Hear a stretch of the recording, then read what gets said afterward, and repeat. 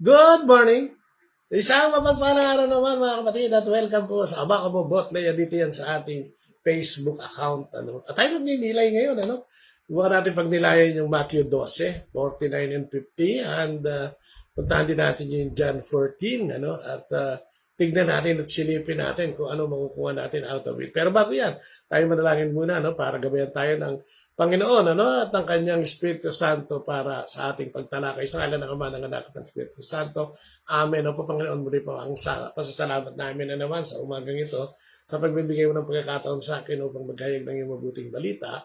Dalangin ko, Panginoon, at sinasamo ang panalangin ng lahat na nakikinig at makikinig na sana'y samahan ako sa panalangin na bigay mo sa amin ang karunungan ng Espiritu Santo, ang kanyang kabutihan, Panginoon, ang lahat ng kanyang pagpapala, at ang kanyang lahat ng mga bunga upang magamit namin sa pagtalakay na ito o pagninilay na ito. Pangunahan mo ako, Panginoon, ng iyong banal na pagka-Diyos, Panginoon, at ipahayag sa akin upang malaman ko at makapagsalita ng ayon sa iyong pamantayan. Ako ay isa lamang instrumento, Panginoon, sa mga sandaling ito upang maghayag ng iyong mabuting balita. Gamitin mo po ako, Panginoon, sa abot ng aking kakayahan at sa lahat ng iyong karunungan. Dalangin namin ito sa matuloy sa pangalan ni Jesus kasama ng Espiritu Santo magpasawalang hanggan. Amen. Amen. Amen. Sa kanan naman ang Anak at Espiritu Santo. Amen. Yan, punta tayo ngayon. Matthew 12, Dito yung kwento ang karakter dito si Jesus, yung mga nakikinig sa kanya mga tao, nasa church sila, parang ganyan, nasa sinagoga, and then dumating yung kanyang nanay na si Maria at ang mga kapatid niya, at nag-i-inquire, nasan si Jesus? Parang gusto na makausap. Kaya sabi sa kanya ng mga tao, oy, si Jesus, ang iyong mga buong mag-anak ka nasa labas at gusto kang makausap. Sabi niya, sino ba ang aking ina at mga kapatid na lalaki at babae? Ang sino man, sabi niya, na nakikinig sa salita ng Diyos, at tumutupad dito, ay siyang aking nanay, kapatid na lalaki, kapatid na babae. Yan ang sinasabi ng Panginoon. Sino man ang sumusunod o nakikinig sa salita ng Diyos at sumusunod dito, ay kanyang kapatid. Sino nga ba? Parang kung titignan mo, may pagkasungit naman ng konti sa si Jesus. Pero binibigyan niya lang ng emphasis. Siguro dito yung pamantayan ng tunay na kapatiran pagdating sa Kristiyanong pamumuhay natin. Dahil sabi nga, tayong lahat ay naging magkakapatid kay Kristo sa pamamagitan, tayong mga Katoliko sa pamamagitan ng pagbabasbas sa atin ng binyag na ginagawa sa atin yan bilang mga Katoliko. At ito ay nagiging simula ng ating pagkakaisa sa ating pananampalataya. Christian, I am nothing without Christ. Parang ganyan. So, yun ang gustong diinan ng Panginoon. Kasi, parang kung ang pagbabatayan ng natin ay pagkakapatid, magulang sa ordinaryong buhay natin, bilang ordinaryong tao, lagi nagkakagulo yan laging meron diyang pataasan, laging meron diyang galit, may selosan, may saksakan, may backstabbing, at kung ano-ano pa, at ginagamit ang kanyang pagiging kapatid o kapangyarihan sa loob ng tahanan, o pagiging magulang sa pag-i-impose ng mga batas sa loob ng tahanan na kung minsan naman ay hindi makakristyano. Maraming pinakikialaman, maraming dinidesisyonan at nagkakagulo. Bakit? Kasi wala dyan si Christ. Ang nandyan si Ian lang, I-A-N, I am nothing. Kaya ang desisyon, ang diskusyon, ang pagtatalo ay nauwi sa pagkakagalit. Pero kung tayo naman ay tatalima sa salita ng Diyos, tayo magkakaroon ng mas magandang tingin at perspektibo pagdating sa pagiging magkapatid o kapatiran. Kasi, di ba sabi nga niya, ang pag-ibig ng Diyos o ang Espiritu Santo ay nagkakaloob yan ng mga regalo sa atin para magamit natin sa ating mga pang-araw-araw na buhay, katulad ng yung regalo niya na pag-ibig, love, hope, fidelity, truthfulness, kindness. Ayun yung pag-ibig na pagkaya na kasama sa sangkap ng ating pang-araw-araw na buhay sa pakikitungo sa ating mga kapatid na Kristiyano at higit kung ito yung magagamit natin, pairali natin sa ating pamumuhay sa loob ng ating pamilya, yung ating first family, ay mas magiging maalwa o maganda ang buhay, no? Kaya sabi nga ni Jesus, sabi niya, kung sino man ang nagmamahal ng aking salita, o ang nagmamahal sa akin ay nagmamahal ng aking salita, at siya'y mamahalin ng aking Ama, at kami ng Ama ay mapapasa kanya, no? Sa kanya. Di ba ang ganda? So, ibig sabihin, yung aral turo ni Jesus kung ating pagbabatayan yan o gagawing inspirasyon sa araw-araw ng buhay, no? Ay minahal natin si Jesus. Sapagkat yan naman ang naging akda niya o naging mission niya, no? Ang ipangarap ang mabuting balita at hindi lang ipagkalat, kundi magsilbing ehemplo, no? Na ang totoo palang kapatid at kaibigan ay inaalay ang kanyang buhay hanggang sa pag-aalay ng buhay para sa kaligtasan at katubusan ng kanyang kapatid o kaibigan, no? Yun yung kasi tayo ay nag-aaral kay Kristo. Malalaman natin ang mga lahat na ito kung tayo maglalaan ng panahon para ay mag-aral sa salita ng Diyos. Katulad nga ng pagbabasa ng Biblia, katulad ngayong araw na ito, makikita mo yung pamantayan na gustong gawin ng Panginoon, no? Nasabi niyo doon sa gospel ngayon, no?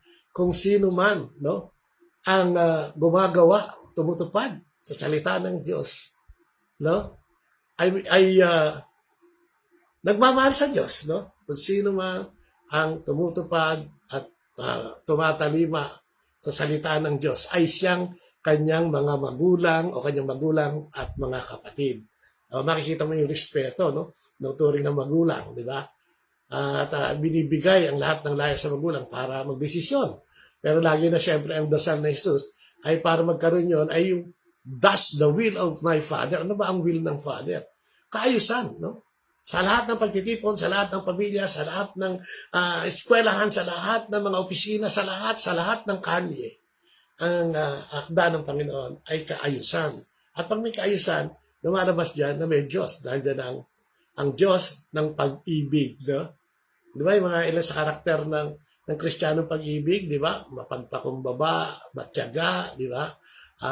Mabuti, etc., etc., at kasi katulad dito, no? Ngayong araw natin siguro yung sinasabi sa atin, no? Ang sinasabi ng Panginoon, nakatuon tayo lagi no? Saan man gagawin natin, sa ating pagdidesisyon, no? Sa ating buhay, sa ating pakikitungo, sa ating asawa, o sa ating mga anak, dapat nakaangkla kay Jesus at sa Ama, di ba? Kung sino yung nagmamahal ng salita, ay minamahal si Jesus at mamahalin ng Ama, sabi niya sa John 14. At kami ay papasa kanya. Imagine mo, kasama mo si Jesus at ang Ama sa araw-araw pumumuhay mo, mula sa pagising mo sa umaga, tinatangkilik mo ng pagpapasalamat sa Kanya. No, inasalamatan mo na yung nangyari kahapon ng mga kaligtasan natin at kung anong mga benepisyo at mga pagsubok na dumating ay binigay sa atin dahil alam mo ng Diyos na kaya natin. At higit sa lahat, ginising ka na naman ngayong araw rito upang yung mga yan, kung ano man yan, no? Nasigarot sa buhay natin ay ating mapagtagumpayan. Na nagsasabing, buhay ka pa, nandito ako at kaya natin yan. Kalimutan mo na yung mga problemang yan, ituon mo sa akin ang iyong paglilingkod, no? Ang iyong pag-iisip, ang buong kaluluwa mo, sabi nga, ay ituon mo sa akin at ako ang bahala. Kaya napakaganda, di ba? Father, Son, Holy Spirit, ang Ama ang nag-akda ng lahat ng yan. Pero dahil sa pagmamahal ng Diyos, no, siya ang unang nagmahal sa atin, wala pa rin ginawa ang tao, lumaban pa rin o gumawa pa rin ng kasalanan, si Eva at si Adan. Original sin. No? Tapos bumaba sila Eva at si Adan sa kalupaan at namuhay bilang ordinaryong tao na naging sanhi naman, no? Pinagmulan ng mga kasalanan. No? Nung parang wala nang pag-asa, no? Lahat ng bagay ginawa na sa lumang tipan.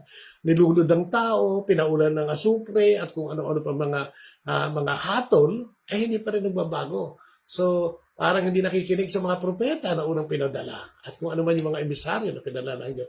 Kaya sabi niya, this time, no, di ba yung meron ditong parable na ganyan, yung anak ko, padadala ko, baka sakaling makinig sila.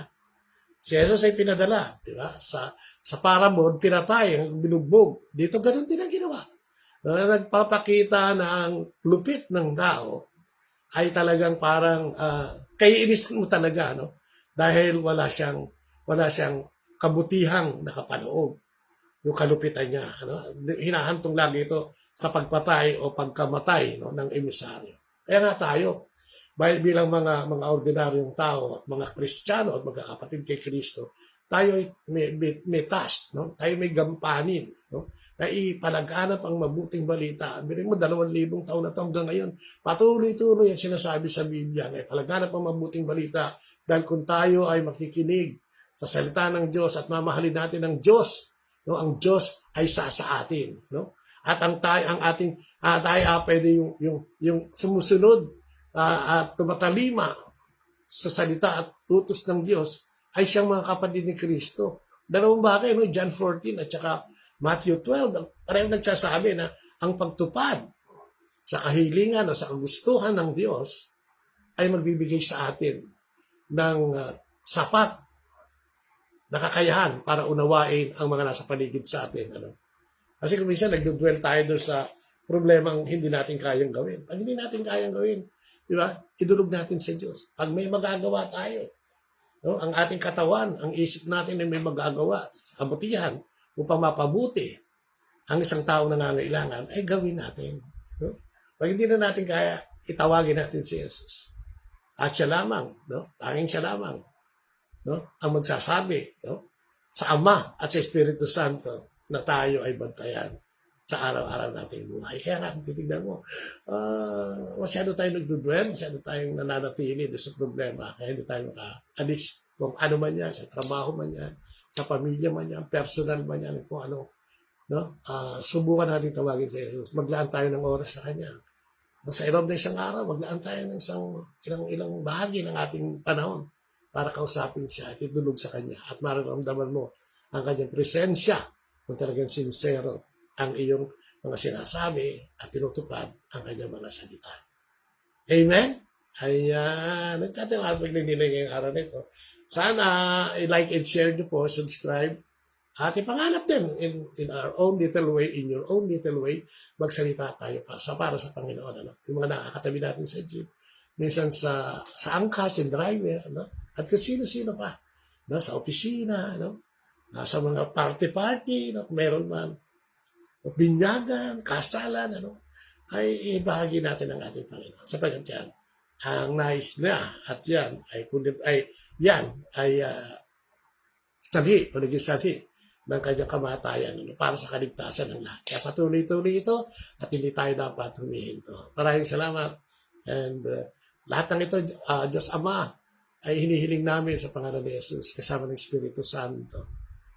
Panalangin na mahal na Inang Maria at lahat ng mga tinatawag mo upang maghayag na mabuting balita. Kami kaisa sa lahat ng iyong pagpapala at umaasa ang kaganapan ito ay magagawa namin sa pamamagitan ng bendisyon ng iyong kabarag-bagal ng Espiritu. And glory be to the Father, to the Son, and to the Holy Spirit, as it was in the beginning, is now, and ever shall be, world without end. Amen and amen. Good morning kay Toto Jomar. Kumusta ka na? At sa lahat ng makikinig sa atin, mag-like and mag-share at sisilip at makikinig dito sa ating live broadcast. Magandang umaga po at mabuhay po tayong lahat. Sa ngalan ng Ama, ng Anak, ng Espiritu Santo. Amen. Like, share, subscribe. Meron po tayo sa Instagram, meron din po tayo sa YouTube, meron po tayo sa Thread, meron po tayo sa lahat na halos ng platform. Sa group chat, sa Facebook. Maraming salamat. Bye-bye. Mabuhay tayong lahat. At ang mag-aaraw na ito ay maging masagana para sa ating lahat. Amen at amen.